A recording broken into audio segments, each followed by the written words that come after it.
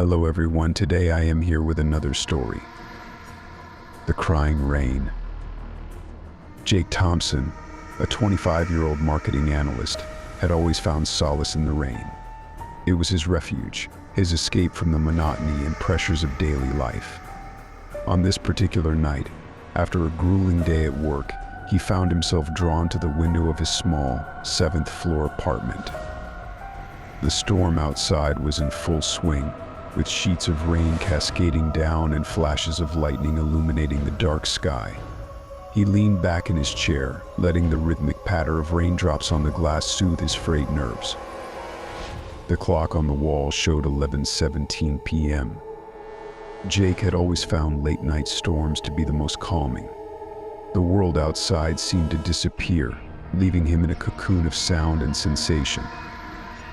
He closed his eyes, letting the steady drumming of the rain on the window lull him into a state of tranquility. But then, piercing through the natural chorus, he heard something unusual, a faint sound, almost imperceptible at first. It was the sound of children crying. Jake's eyes snapped open. He strained to listen, convinced it was just his imagination playing tricks on him. The cries grew louder and more distinct, and seemed to be moving closer to his apartment. His heart began to race as he tried to rationalize the sound. Perhaps it was just the wind, he told himself, or maybe some neighborhood kids caught out in the storm. Suddenly, the lights in his apartment began to flicker.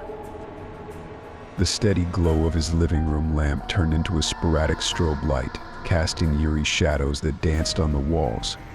Jake felt a chill run down his spine, the comforting warmth of his home now feeling oppressive and alien.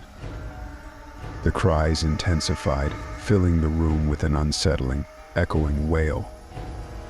As the cries grew nearer, the lights went out entirely, plunging him into darkness. Panic set in. He reached for his phone, but the screen remained black. The battery was dead, even though he was sure he had charged it earlier. The apartment was now a cacophony of sobs and whispers, and Jake could feel the temperature drop. He could see his breath in the cold, dark air. He had to get out. Bolting from his chair, Jake made his way to the front door, his breaths coming in quick, shallow gasps. He flung the door open and dashed into the hallway, but the building's power seemed to be out as well. The emergency lights cast a dim, reddish glow, creating long, sinister shadows that seemed to reach out towards him. Jake ran to the elevator and frantically pressed the button, but nothing happened. Of course, it wasn't working. His fear escalated, and he turned towards the stairwell. He took the stairs 2 at a time, his footsteps echoing in the narrow space. The cries followed him, growing louder and more desperate. As he descended, he felt a presence behind him, an icy breath on the back of his neck. He dared not look back, convinced that whatever was pursuing him would be upon him if he did. The stairwell seemed endless, each flight taking him deeper into a labyrinth of fear. He finally reached the ground floor, bursting through the exit door into the rain-soaked night. The cold rain pelted his skin, but it was a welcome contrast to the suffocating terror inside. He ran into the street, not caring where he went, just wanting to get as far away as possible. He stopped under a streetlight, gasping for breath, his clothes drenched. The cries had stopped, and the world was eerily silent again.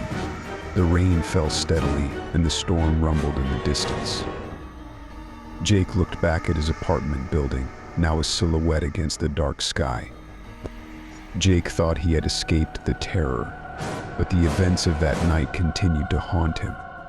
He couldn't shake the feeling of being watched, the sense of an unseen presence lurking just beyond his sight. He moved to a new apartment on the other side of town, hoping a change of scenery would bring him peace. But the nightmares followed him, vivid and relentless. He saw the faces of children in his dreams, their eyes wide with fear and mouths open in silent screams. He heard their cries echoing in his mind, a constant reminder of that fateful night. He began to notice strange occurrences in his new apartment, objects moving on their own, cold spots that seemed to follow him, and the faint sound of crying in the distance. One night he awoke to find his bedroom door ajar. He distinctly remembered closing it before going to bed. Heart pounding, he got up to close it when he saw something out of the corner of his eye, a small, shadowy figure standing in the hallway. He turned to face it, but it vanished, leaving only the lingering sound of a child's sob. Jake's mental state deteriorated. He became paranoid, constantly looking over his shoulder and jumping at the slightest sound.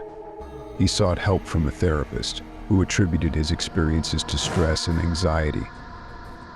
But deep down, Jake knew something else was at play, something far more sinister. Determined to uncover the truth, he began researching the history of his old apartment building. What he found chilled him to the bone. Decades ago, the building had been an orphanage. A fire had broken out one stormy night, trapping the children inside. Many of them perished, their cries for help going unanswered as the flames consumed the building. Jake realized that the cries he had heard were the echoes of those children, trapped in a cycle of torment and despair. The spirits of the children, unable to move on, had latched onto him that night, drawn to his sensitivity to their plight. They had followed him, seeking release from their eternal suffering. Determined to put the spirits to rest, Jake returned to the old apartment building. It had been abandoned for years, a decaying shell of its former self. He broke in through a side door, the smell of mildew and decay assaulting his senses. The interior was dark and foreboding, the air thick with a palpable sense of dread. Armed with a flashlight and a determination to end the haunting, Jake made his way to the 7th floor. The building creaked and groaned around him, as if protesting his intrusion. He reached his old apartment, the door hanging off its hinges. The memories of that night came flooding back, but he pushed them aside and stepped inside. The apartment was in ruins, the walls blackened with soot, and the floor littered with debris. He made his way to the living room, where he had first heard the cries. The air grew colder, and he could feel the presence of the spirits around him. He spoke softly, his voice trembling but resolute. "I'm sorry for what happened to you. I can't change the past, but I can help you find peace. You don't have to suffer anymore." The air around him seemed to grow heavier, the cries intensifying. Jake held his ground, repeating his words like a mantra. Slowly the cries began to fade, replaced by a feeling of warmth and light. The oppressive atmosphere lifted, and Jake felt a sense of calm wash over him. He left the building, feeling lighter than he had in months. The spirits had found their peace, and Jake could finally move on with his life. The nightmares ceased, and he no longer felt the presence of the children. He had faced his fear and emerged stronger for it. But every now and then, on stormy nights, Jake would find himself drawn to the window, listening to the rain, and in the distance he could still hear the faint sound of children laughing, a reminder of the spirits he had helped set free. Thanks for watching. If you liked the video, please like, share, and subscribe.